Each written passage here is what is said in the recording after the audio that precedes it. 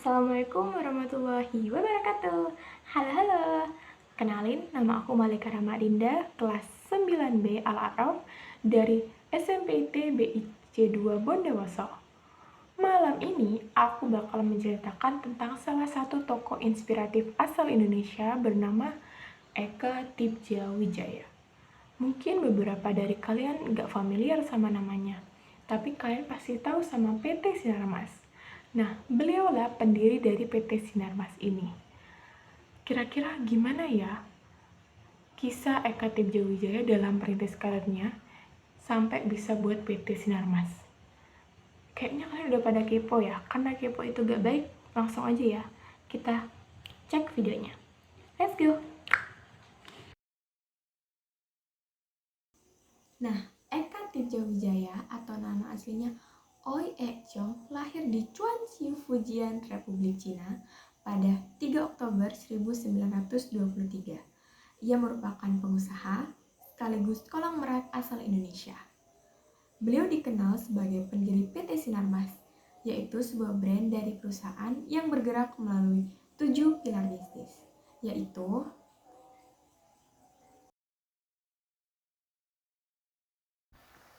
bisnis kertas, agribisnis dan pangan, layanan keuangan, pengembangan real estate, bisnis telekomunikasi, energi dan infrastruktur, dan layanan kesehatan.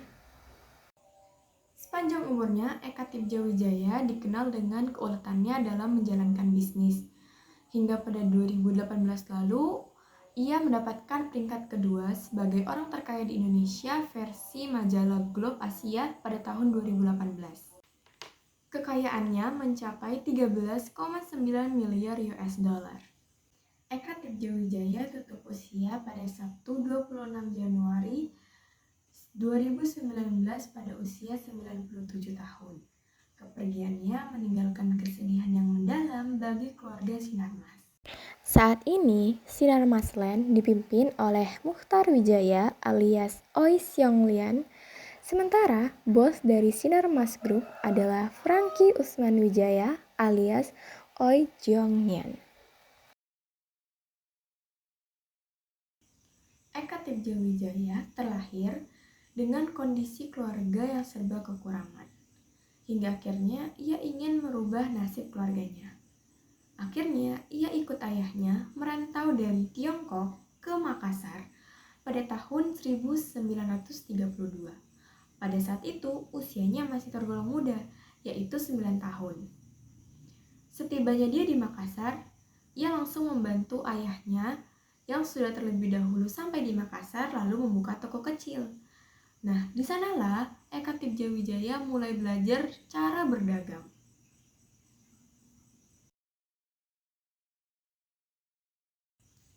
Pengalamannya dalam berdagang membentuk Eka Tipja Wijaya menjadi seorang pedagang. Hingga saat usianya 15 tahun, ia memutuskan untuk membuat usahanya sendiri, yaitu usaha gula-gula dan biskuit. Karena Eka Tipja Wijaya belum mempunyai modal, ia memutuskan untuk membeli gula-gula dan biskuit dari toko, lalu membayarnya ketika barang dagangannya sudah laku. Tapi jangan dikira semudah itu. Eka Tipja Wijaya juga sering tidak dipercaya oleh beberapa toko. Bahkan, Eka Tipja Wijaya sering mendapatkan penolakan, bahkan secara kasar maupun secara. Namun, ia tidak pantang menyerah. Ia memikirkan banyak sekali ide supaya para pemilik toko itu bisa percaya. Akhirnya, ia mendapatkan satu ide, yaitu dengan cara memberikan ijazah SD-nya kepada para pemilik toko. Dan ternyata, cara itu ampuh untuk merebut hati para. Eka Tipja adalah seorang anak kecil yang memiliki jiwa keuletan dan sikap pantang menyerah. Sehingga tidak heran, dalam beberapa bulan saja, ia sudah mendapatkan uang yang cukup banyak dan dapat dibelikan becak untuk membantunya mengangkat barang-barang.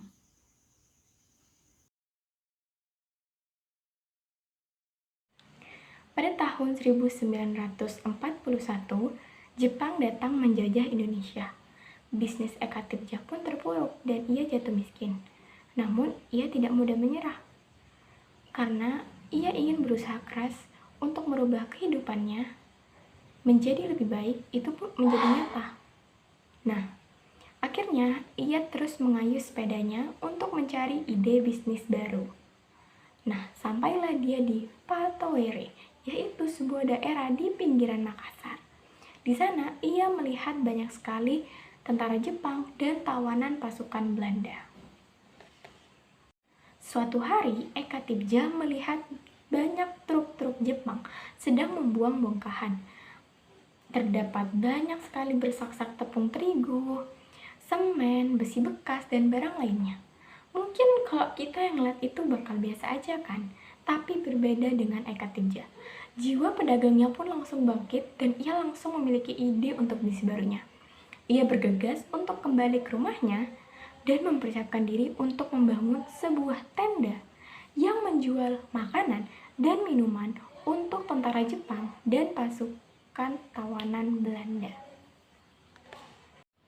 Pada pukul 4 subuh, Eka mengayuh sepedanya ke Patowere. Ia membawa kopi, gula, cangkir, sendok, dan kaleng bekas berisi air panas. Untuk pertama kalinya, ia meminjam alat masak milik ibunya. Ia juga meminjam 6 ekor ayam milik ayahnya. Dengan keahliannya, ia memasak menu ayam putih gosok garam. Nah, setelah dia membuka lapaknya, ternyata tidak ada satupun orang yang mampir ke lapaknya. Namun, ia tidak menyerah. Ia memiliki sebuah strategis yang unik. Ia memberikan makanan dan minuman gratis kepada komandannya. Dan komandannya memberikan rekomendasi kepada tentara-tentara untuk membeli makanan dari lapaknya Eka. Akhirnya, makanan dan minuman di lapak Eka habis terjual.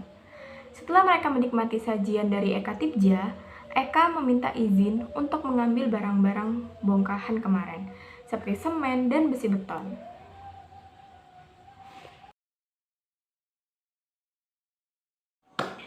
Pada suatu hari, ia memutuskan untuk beralih usaha dari penjual semen dan besi beton menjadi penjual kopra. Kopra itu ya guys, kalau kalian nggak tahu, kopra itu adalah sejenis daging kelapa yang dikeringkan. Namun, sayangnya bisnisnya tidak berjalan dengan baik. Gagal dalam bisnis kopranya tak mematahkan semangat Eka Tirja Wijaya dalam mengepakkan sayap bisnis.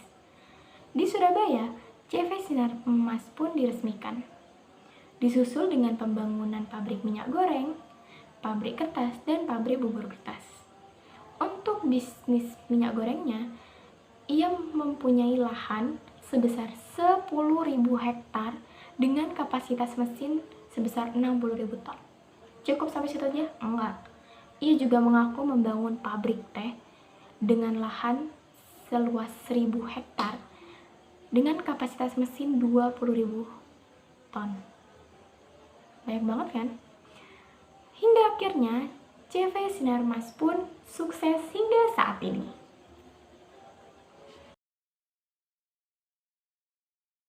Dalam perjalanan bisnisnya, Eka Tirja Wijaya tidak selalu melalui jalan yang mulus. Lika-liku membangun usaha, kegagalan, kesulitan, sudah ia alami dalam merintis karir. Nah, prinsip Eka Tirja Wijaya untuk sukses adalah teruslah berusaha sampai berhasil, bekerja keras, memegang teguh, disiplin, dan paling penting bahan bakarnya adalah pantang menyerah. Dari kisah Eka Tirja Wijaya, kita bisa belajar bahwa keberhasilan itu bukan hal yang instan, tapi merupakan proses dari kegigihan mental dan proses kedewasaan sikap. Semoga kalian bisa mendapatkan motivasi dan inspirasi dari kisah Eka Tirja Wijaya ini. Dan juga tanpa kita sadari, kita udah sampai di penghujung video. Aku harap kalian suka sama videonya. Aku Malika Rama Dinda, sampai bertemu di vlog selanjutnya. Wassalamualaikum warahmatullahi wabarakatuh. Bye bye guys.